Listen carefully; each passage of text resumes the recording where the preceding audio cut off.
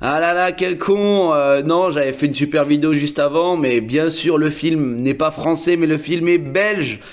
Tout le film se situe à Bruxelles, hein, donc j'ai refait la vidéo juste pour ça, c'est pas grave, mais voilà, c'était marrant, je vous fais partager ça.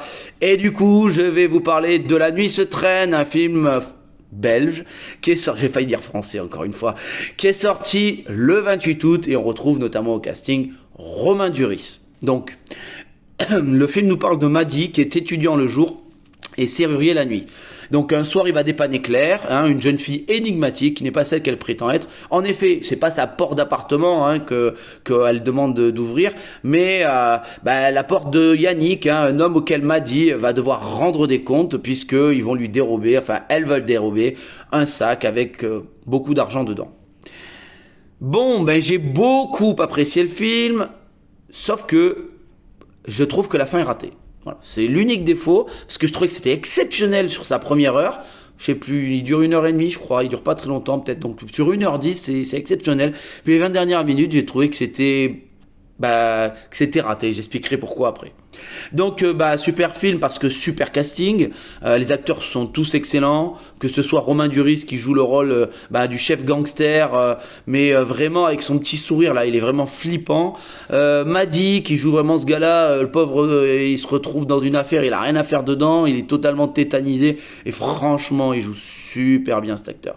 Et après les seconds rôles, que ce soit les sbires de la mafia locale ou bien la Claire, tout le monde joue très bien. J'ai été très convaincu par le jeu d'acteur.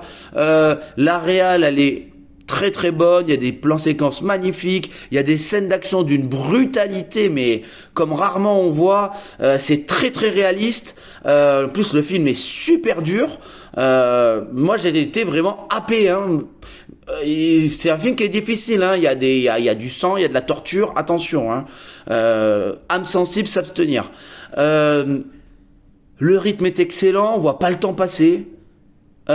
Maintenant, on va dire que sur sa première heure 10, sa force, c'est que le film est ultra réaliste, on croit en tout. Sur les 20 dernières minutes, à mon avis, le réalisateur, à un certain moment, il y a un arc qui se termine dans le film, il a deux choix. Maddy il peut lui faire faire deux choses différentes.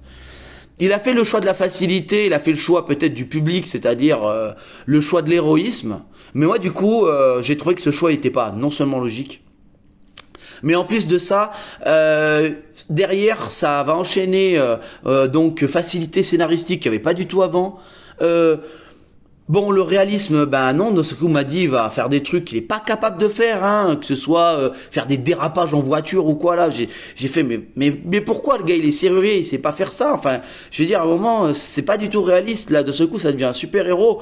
Après, les personnages sont au bon endroit, au bon moment, juste pour que tout coïncide, pour que on ait la happy ending, si on veut dire. Non, non, je suis désolé. C'est pas logique comme choix de fin en fait. Moi, je crois en rien là. Ces 20 dernières minutes, je crois à que dalle. Hein. Maddy doit pas prendre ce choix-là déjà, et il y a plein de raisons pour lesquelles il doit pas le prendre. Voilà. Et du coup, oui, la fin, moi, elle me convainc pas. Elle me convainc pas. Vraiment. Sorti du film, j'étais déçu. Alors qu'en plus, j'avais adoré le début et derrière, je trouve vraiment que ça tâche avec le reste. Donc, c'est vraiment dommage parce qu'il y a énormément de qualité à ce film. Mais moi, je reste sur un peu une fausse note. Mais j'ai quand même beaucoup apprécié. Et c'est pour toutes ces raisons que je lui mettrai la note de 7/10.